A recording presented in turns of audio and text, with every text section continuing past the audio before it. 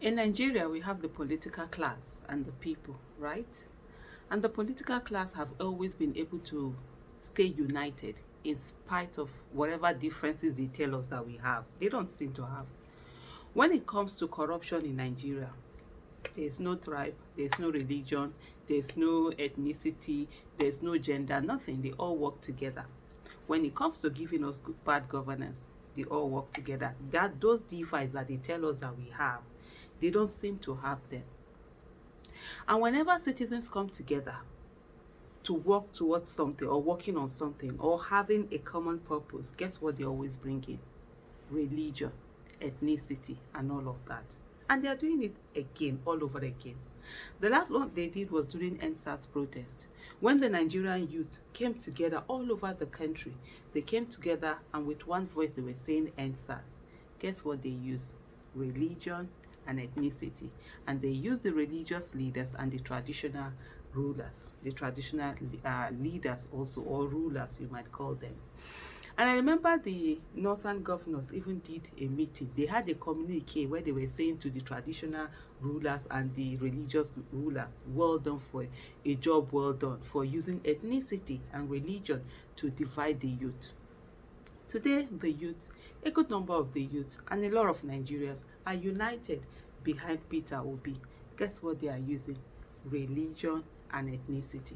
The same religion and ethnicity that they do not remember when they are giving you bad governance, when they are unleashing mayhem on you.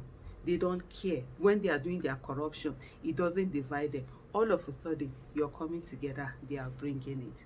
And one of the things that they always use is to try to make people responsible for the violence that they unleash. The establishment, right now I'm going to call them the establishment, whether the main opposition, whether the ones in government, whether all of them, it's one political class that right now they are saying Nigerians are taking their power back and seemingly wanting to decide who is it that becomes the next president and who are the people that go into office, the other political offices. And they are scared and they don't mind. They will come together, they will gang up against the people and do everything they can to make sure that they put spanners in the wheels. And what are they doing now?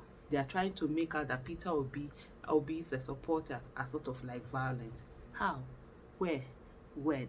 That was the same thing they did during NSAS protest. Guess what they did? They kept saying, oh, the movement will be hijacked, the movement will be hijacked. And we kept saying to them, there's no hijacking of movement. See, we all saw the NSAS protesters, how they were very calm, how they were even protest, they will sweep the place, they will clean up. They did everything, right, focus and all of that. Guess who brought in the talks? It was government. But police vehicles were used to transport dogs. We saw military vans being used to transport dogs. We saw their security vehicles, government vehicles were used to transport dogs to go and attack protesters and cause mayhem in the world. And what did they try to do? They were blaming the NSAS protesters. Now they are doing the same thing again with Peter Obi. And every time Peter Obi is coming out to apologize and caution his supporters and all of that, who decides who a supporter is? Is it because you just on your, either on your Twitter, either you wear t-shirt that says Peter Obi or on your Twitter handle? Is that it? You think they will not bring their mayhem? By making Peter Obi to become to become responsible for some of the things that maybe it is even, I won't be surprised it is they that are doing it. By doing that, they're making him responsible for something he is not the cause of. And when they will bring their violence, which they normally will do, they will not say it's him. They will put him on the defensive and he will go on to be defending.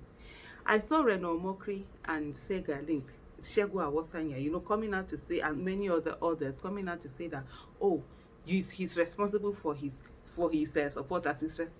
The same Shegu Awosanya, Segalink, and the same Reno Mokri that have been as vile can be. I've been on Twitter space since 2014. 2014, after my 40th birthday, was when I decided I was going to focus on Nigeria's issue. And I came out making demands for bring back our girls. Guess what?